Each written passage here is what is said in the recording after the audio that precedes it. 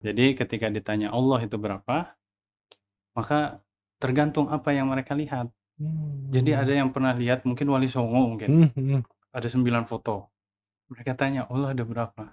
Ada 9. Banyak oknum teman dengar yang memanfaatkan.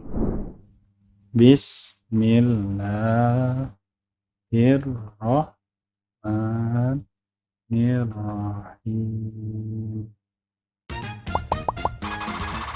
Bicara Profesi. Selamat datang di Bicara Profesi. Kali ini di edisi Ramadan kita mengundang sebuah profesi yang mungkin secara umum kita tahulah, ustadz. Tapi ustadz atau guru yang mengajarkan ngaji, mengajar di pesantren khusus untuk teman-teman yang memiliki disabilitas atau tunarungu atau tuli ya. Jadi nama pesantrennya adalah Rumah Tuli. Jadi kita akan bicara mengenai bagaimana sih seluk-beluknya, gimana suka dukanya mengajar teman-teman yang memiliki keterbatasan terutama di dalam pendengaran. Kita sambut saja dua orang tamu kita, yaitu Ustadz Lutfi dan Aros. Apa kabar Ustadz? Alhamdulillah. Assalamualaikum. Waalaikumsalam. Aros? Assalamualaikum. Wah, oh gitu ya, Itu oke. dia, bahasa isyarat. Iya, bahasa isyarat. Saya nggak ngerti, tapi nanti lewat Ustadz Lutfi aja ya. Oke. Ustadz, pesantrennya di mana sih, Tad? Pesantrennya ada di Jatisura, Jatiwangi, Majalengka. Oh, Majalengka ya, dari Majalengka. Ini berarti ada khusus pengajian dan mengajarkan teman-teman yang tunarungu ya? Ya, Oh, oke. Kenapa memilih mengajarkan pelajaran agama Islam gitu ya di pesantrennya ke tunarungu? Apakah nggak ada santri-santri lain gitu ya? Kenapa sih, motivasinya kenapa gitu ya? Tunarungu itu gimana ya, latar belakangnya tuh karena khawatir lah, kurang lebih kayak khawatir, karena mulainya dulu mungkin tahun 2013 gitu, awal singgungan kami dengan mereka. Itu sebenarnya posisi saya masih di pesantren, bapak saya, abi saya yang memulai. Jadi saya masih di pesantren, abi sudah mulai bertemu dengan tunarungu, berdialog dengan mereka lah.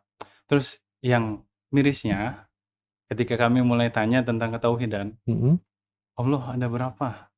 Mereka macam-macam jawabannya ternyata. Oh gitu ya? Oh, oke. Macam-macam ada. Mereka kan sedikit kita bercerita tentang mereka dulu mungkin ya. Mereka itu teman-teman yang segala informasinya ditangkap melalui visual, dilihat.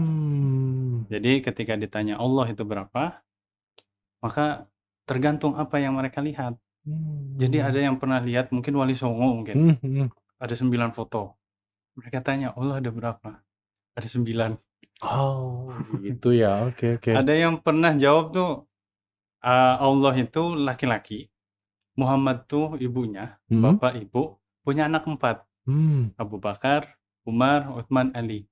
Jadi lihat di mungkin di mimbar atau apa itu ada Allah, Muhammad, terus Khalifah 4 itu di bawahnya. Jadi Oh gitu agak ya. kasihan, jadi wah ternyata kacau ininya, Iya. ketauhidannya. Jadi maka kita mulai pendekatan sama mereka, mengajarkan konsep ketuhanan lah waktu awalnya seperti itu. Iya, karena teman-teman yang mungkin pendengarannya normal ya, itu kan betul-betul kalau misalkan mendengarkan tausiah, mendengarkan pengajian dan sebagainya, minimal lebih dekat ke tauhid yang benar ya. Walaupun mungkin dirinya belum hijrah atau apapun, tapi tahulah misalkan tadi Allah ada berapa gitu. Tapi kalau yang visual memang sesuai dengan yang dilihat ya. Itu Ketika kasihan. ke pengajian lihat ustadznya ceramah kan nggak kedengeran ya. Dan saya belum banyak melihat yang khusus fokus untuk yang teman-teman tunarungu ya, termasuk yang Rumah Tuli ini. Saya pikir saya baru tahu juga bahwa ada khusus pesantren untuk itu. Kalau sekolah luar biasa kan banyak ya, tapi kan mereka mengajarkan secara general ya, seperti itu. Nah, ini mulainya kapan sih? Kalau bertemu awalnya ya 2013 itu Tapi bangunan rumah tuli sendiri didirikan 2017. 2017, oke. 2017 itu mulai punya wadah lah. Jadi 2013 tuh sampai 2017 itu di MP rumah Di MP rumah, tadinya. rumah Ustadz. Rumah Oke, rumah yang kita tinggalin dan nggak terlalu besar juga, emper kecil yang rumah di perkampungan biasa gitu. Terus kemudian Allah kasih rezeki lah lebih bisa ngumpul di rumah tuli di belakang buatnya. Oh, Di gitu. belakang rumah tuh ada sedikit tanah lebihan lah gitu. Terus dibuat rumah tuli di belakang. Dulu depan kecil. Nah, 2017 tuh kita buat. Nah, di situ barulah dimulai rumah tuli. Tadinya sih rumah Abi disebutnya. Oh, disebutnya rumah Abi. Rumah Abi. Ya. Ayah saya tuh suka disebut Abi sama mereka. Terus lama-kelamaan karena makin banyak yang datang, main di situ, menginap di situ. Terus lama-lama kita ganti aja rumah tuli aja. Request rumah tuli itu bukan kita yang ngasih nama, tapi teman-teman Oh, teman-teman juga. yang ngasih nama. Oh, gitu. Akhirnya Rumah Tuli Jatiwangi. Oh, Rumah Tuli Jatiwangi. Oke. Itu ada di Kecamatan Jatiwangi di Majalengka. Oke. Baru tapi yayasannya juga belum lama ini 2020 kalau nggak salah yayasannya. Baru jadi yayasan gitu ya? Resminya 2020, 3 tahun setelah Rumah Tuli didirikan. Nih, Aros dan teman-teman itu dari mana sih ngumpulinnya atau di sekitarnya banyak yang tunarungu? Tunarungu, jadi ketemu sama dinas setempat ya. Dinas sosial ya? Dinas sosial. Itu nanya sama mereka ada berapa sih tunarungu di Majalengka. Ternyata lumayan banyak. Oh, lumayan banyak ya di sana ya? Ada sekitar 300 sekian orang gitu, hampir 400 orang. Terus akhirnya kita mulailah sosialisasi kepada mereka. Ya itu tadi karena melihat, jauh sekali konsep ketuhanan yang Maha Esa aja mereka nggak tahu ya. Akhirnya kita bertemu. Nah, kalau tunarungu, dunia mereka itu nggak bisa kita wakili. Harus punya sosok yang dianggap keren lah sama mereka. Harus ada panutan dari tunarungunya. Maka kita ketemu akhirnya ketemulah dengan tunarungu yang pendahulunya lah, yang tua-tua, yang udah berumur, gitu. baru bisa masuk. Nah, ternyata akhirnya sampai ke sini tuh justru teman-teman dari sekolah yang pada datang. Yang datang itu dari Majalengka itu sendiri, dari Cirebon dan dari Indramayu yang datang. Jadi kecamatan kabupaten di sekitar pada datang. Itu di akhir pekan, di Jumat sore sudah mulai pada datang karena mereka sekolah ya. Sabtu dan Ahad mereka ada di rumah. Menginap ya berarti? Menginap. Terus Ahad ba'da duhur, sudah sholat duhur pulang. Ya. Oke, seperti itu ya. Jadi tadi pendekatannya memang tidak langsung mengumpulkan teman-teman tunarungu ya. Ada figurnya tadi, tokohnya yang juga tunarungu ya. Berarti mereka tuh sangat percaya banget dengan orang-orang yang sama ya. Iya. Gitu ya. Dan mereka harus didekati dulu baru ngumpul gitu ya. Soalnya mungkin mohon maaf lah, kita akui saja lah, banyak ternyata dari teman-teman yang bisa kita bilang, kami bisa menyebutnya teman tuli dan teman dengar. Gitu. Jadi ada banyak oknum teman dengar yang memanfaatkan. Jadi kenapa mereka sangat menjaga diri, karena ya gitu, suka banyak yang memanfaatkan kedisabilitasan mereka. Contohnya gimana sih, Tat? Memanfaatkan tuh ada case nggak yang pernah didengar dari teman-teman tunarungu ini? Kita pernah menyaksikan malah. Menyaksikan malah, gimana contohnya? Jadi ada satu instalasi di mungkin komunitas atau apa yang dikelola sama orang-orang biasa.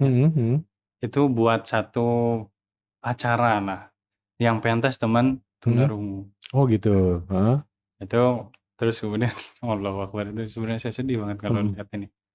Itu kan ada yang nyawer ya kalau di ini suka ditaruh kotak di depan depan panggungnya itu suka ada kotak yang dijahirin sawer. Kita lihat itu banyak duitnya di situ. Terus bubaran itu saya kami ketemu salah satu dari mereka, Mhm. "Kamu dikasih uang nggak?" "Dikasih 20.000." "Lah Mhm. itu sisanya kemana?" Oh gitu, jadi dimanfaatkan Iya, ya? Oke jadi oke. banyak yang kayak gitu akhirnya mereka menutup diri akhirnya. Mmm. Nah akhirnya kita perlu, sosok yang mereka percayai Mhm mhm. di kalangan mereka untuk, pendekatannya seperti itu. Kalau udah Mmm. dapat, nanti mudah komunikasinya sama mereka karena ya Mmm. ada temennya lah gitu, Mhm ada mhm. backing-an. Kalau kita langsung direct kepada mereka, banyak yang takut akhirnya menolak gitu.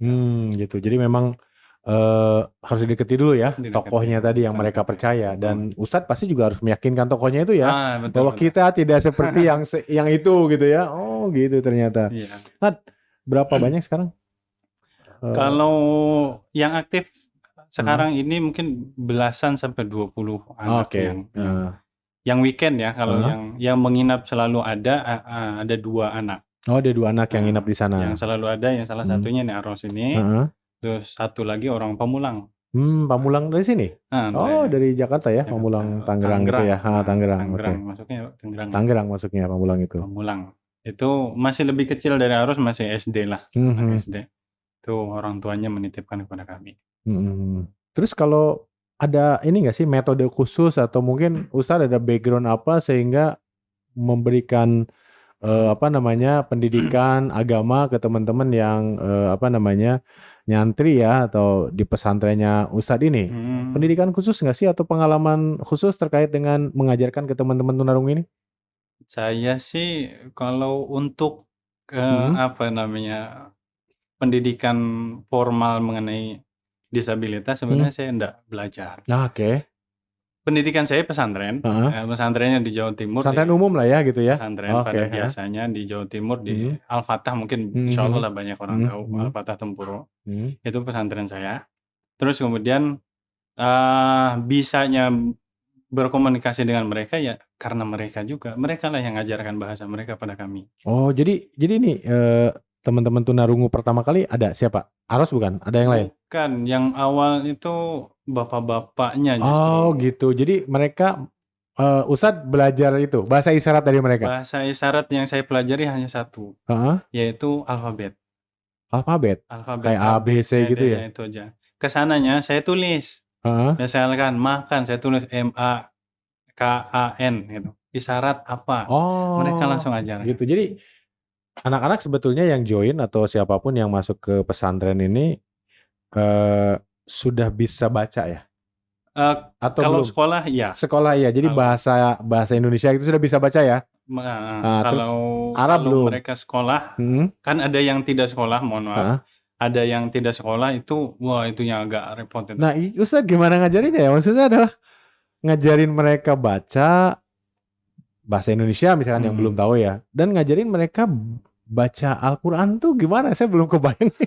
Gimana caranya? Kalau Boleh boleh. dicontohkan nggak? Disampaikan lah kira-kira gimana?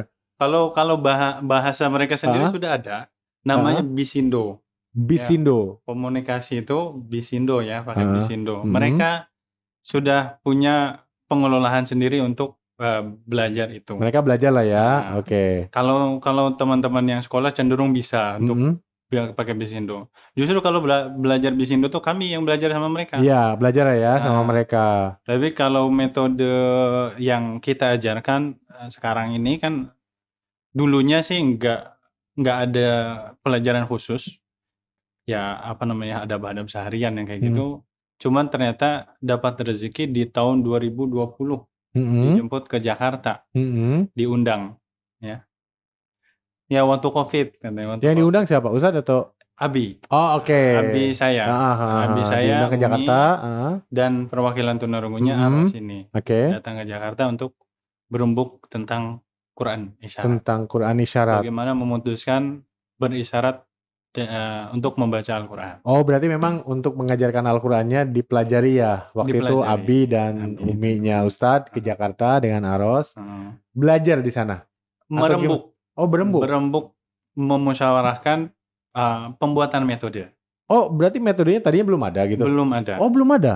Oh, gitu. 2019 itu ada pertemuan Islam, eee, internasional Heeh. ya apa, internasional Islam Dev, apa, Oh ya, ya, ya. ICDM Heeh. aduh apa tuh, jangan Oke, lupa. oke. Itu pertemuan tunarungu yang sedunia. Sedunia. Heeh. Dan Abi ikut Di waktu itu Jakarta di juga. Jakarta. Waktu itu Abi dan 10 teman-teman tunarungu Hmm. hadir dalam acara itu. Oh, oke. Jadi Pulang dari situ tuh bawa oleh-oleh huruf hijaiyah. huruf hijaiyahnya dalam bahasa isyarat gitu Dalam ya? bahasa isyarat ketemu Oh, orang Arab. ketemu orang Arab. Tapi mereka sudah tahu nih orang Arabnya, ngajarin lah ke kita intinya. Oke. Kan kayak kita punya alfabet kan. Alfabet. Nah, orang Arab punya huruf hijaiyah. Hijaiyah untuk yang tadi Ya, teman-teman yang tunarungu ya, bisu tunarungu. gitu. Oke. Akhirnya kita belajar itulah, ada dapat bukunya juga, dibawa pulang. Oke. Dan mereka sudah lebih dulu mengkaji tentang Al-Quran. Oke. Karena ya mungkin karena di Arab juga. Akhirnya pulang itu mikir lah di rumah tuh kan, ini kalau ngikut yang Arab nggak masuk kita. Oh gitu. Karena Arab itu mungkin karena Arab ya, akhirnya mereka cukup dengan huruf saja. Jadi Bismillahirrahmanirrahim itu ba, sin, mim, alif, lam, ha gitu. Bisa dipakaikan ya dengan isyarat dari hurufnya itu ya. Ba, sin, mim, lam gitu aja. Oke. Tapi pas pulang tuh kan, lah ini kan huruf ya, bukan cara baca. Tapi mungkin kalau orang Arab bisa mengerti karena bahasa mereka. Bisa jadi. Iya. Nah, ketika pulang tuh agak janggal kalau kita langsung plek-plekan ngambil yang Arab. Karena huruf saja tadi ya. Sementara saja. Bisindo itu kan tidak hanya huruf ya. Iya, tapi ada juga per kalimatnya. Iya. Terus gimana jadinya? Akhirnya kita ya diskusi lah dengan teman-teman tunarungu yang ada, Umi, Abi, dan mencoba buat. Tadinya metode sendiri sih sebenarnya. Coba mengharokati kira-kira fathah itu dibuat kayak apa ya. Oh, fathah itu di atas dulu, fathah itu naik ya. Tapi sekarang udah ganti sih, udah ada rembukannya. Dulu tuh A, I, sama U. Karena fathah itu di atas, terus kasroh itu di bawah, jangan turunin ke bawah. Domah kan ada lingkaran sedikit, U gitu. Iya. Nah, tapi itu yang awal ya, bukan yang diputuskan sekarang. Kalau yang diputuskan sekarang ada metodenya sudah. Nah, setelah 2020 itu, kan diundang ke Jakarta dari berbagai macam komunitas tunarungu dari Bandung, Majalengka, dan dari Jakarta sendiri juga ada. Akhirnya musyawarah lah di situ. Gimana nih? Berarti sama-sama belum punya metode yang pasti waktu itu. Oke. Karena Lalu Kementerian Agama yang manggil, akhirnya kita berangkat. Bertiga dari perwakilan Rumah Tuli Jatiwangi, 3 orang. Oke. Jadi terbentuklah di sana atau ada acuannya sekarang? Ada acuannya. Untuk pesantren tunarungu manapun gitu ya? Oh gitu. Ini yang kita bawa ini termasuk contohnya lah. Oh yang di sini. Oke, contohnya boleh lihat? Oke, berarti di sini ada bentuk tangannya di bawah. Ada bentuk tangannya ya, nanti kita tunjukin ya. Nanti screenshot di video kita tunjukkan. Oke, jadi tidak hanya huruf ya. Jadi kalimat pun sudah ada sekarang. Sudah gerakan cara baca. Oh, gitu. Kebetulan ada 2 sebenarnya Pak Dokter yang diputuskan dari permusyawarahan itu. Ada yang metode tilawah, ada metode kitabah. Oke. Nah, kalau tilawah itu yang kita usung sebenarnya. Tilawah itu mengisyaratkan bacaan. Oke. Ya, bacaan yang dibaca di Al-Quran diisyaratkan. Tapi kalau kitabah mengisyaratkan apa yang tertulis di dalam Al-Quran. Apa yang tertulis itu maksudnya artinya atau memang enggak tertulis kalimatnya? Oh gitu, beda ya? Beda. Oh gitu. Perbedaannya mungkin dari dari Bismillah aja, ba, sin, mim, alif, lam. Kalau yang dibacakan Bismillah, langsung alifnya tuh al-hamzah wasolnya tuh nggak kebaca kan. Tapi kalau yang kitabah diisyaratkan itu. Oke. Perbedaannya ya sedikit seperti sedikit ya. Artinya yang memang hanya tahu kitabah mungkin agak kesulitan juga ya memahami bahasa isyaratnya tilawah, atau sama mirip-mirip aja? Mirip-mirip tapi tidak sama. Gitu. Mirip-mirip tapi tidak sama. Oke. Beberapa titik itu tidak sama. Cuman bisalah untuk mempelajari.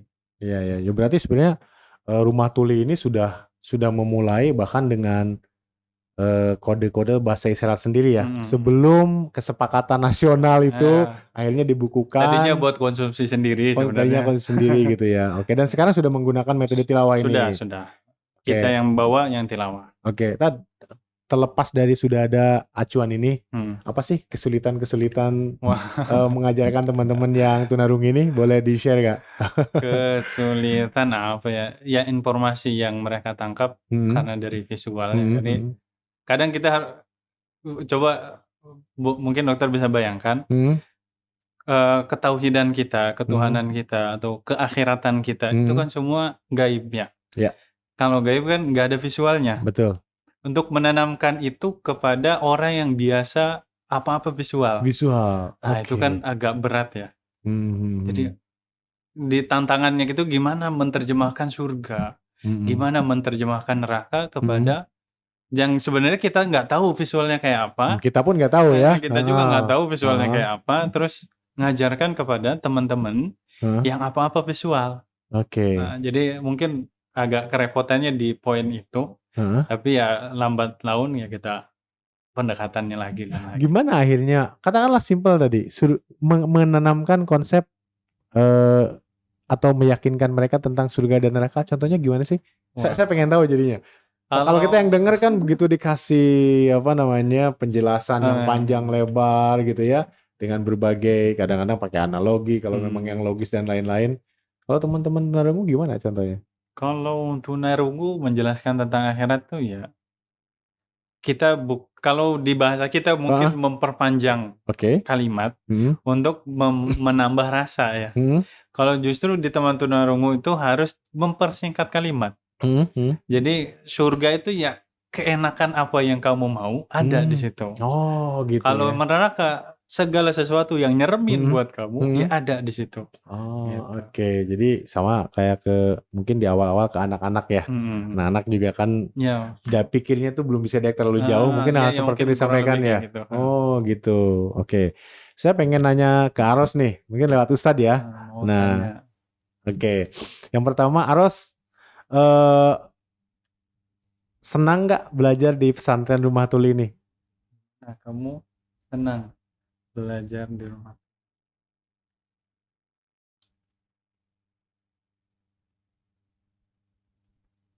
Saya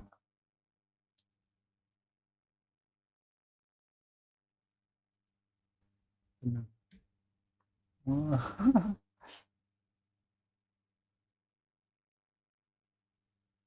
Ya alhamdulillah katanya kami, ya saya juga termasuk senang sekali bisa bergabung di Rumah Tuli karena bisa mengetahui banyak hal. Sekarang justru saya mungkin sudah bisa membaca Al-Quran itu suatu yang menyenangkan untuk saya. Oh gitu ya. Nah, kalau sudah lulus mau jadi apa? Mau ngajar teman-teman yang tunarungu juga gitu ya? Atau ingin jadi apa sih? Boleh tahu nggak?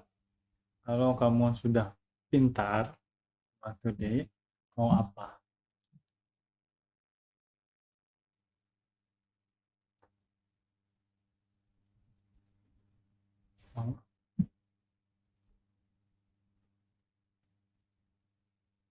Ya.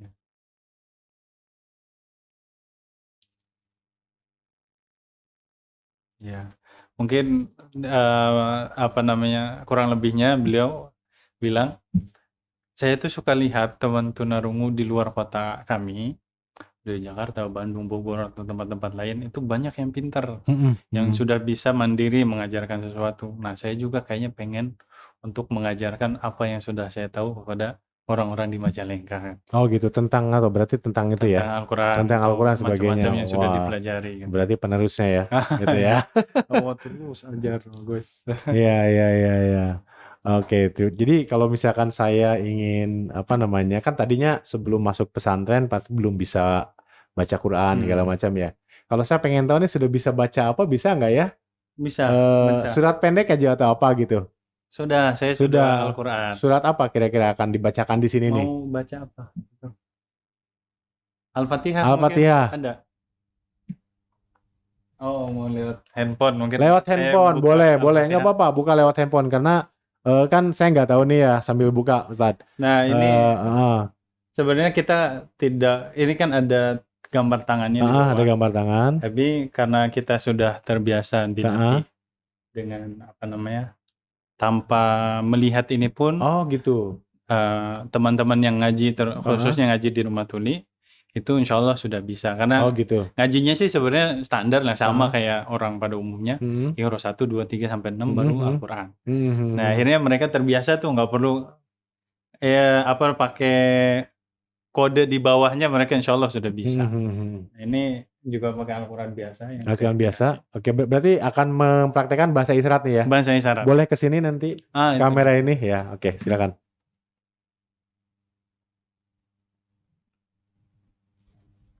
Bismillahirrahmanirrahim. Alhamdulillahi Rabbil Alamin. Ar-Rahmanirrahim. Maliki Yaumiddin. Iyyaka na'budu wa iyyaka nasta'in. Ihdinas siratal mustaqim. Siratal ladzina an'amta 'alaihim ghairil maghdubi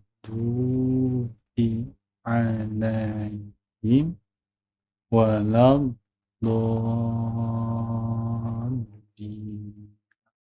Oh gitu, luar biasa sekali ya. Saya lihat tadi ada yang lama, ada yang ke bawah lama, itu panjang pendek ya? Ya, mengikuti gitu. Karena kita mengisyaratkan apa yang dibaca. Akhirnya diisyaratkanlah semua hukum-hukumnya, panjangnya diikutkan, terus tasdidnya tetap dibawa. Kalau kitabah ada sedikit perbedaan di poin-poin tertentu yang mereka tidak mengisyaratkan tajwid secara lengkap lah. Tapi dua-duanya sudah diputuskan ya, bukan berarti mereka tiba-tiba ilegal, enggak. Tapi dua-duanya diusung di Indonesia. Oke, itu jadi acuan lah ya, untuk pesantren-pesantren atau sekolah yang mengajarkan Al-Quran ke teman-teman tunarungu ya. Tad gitu ya. Tad, boleh saya tahu nggak sih?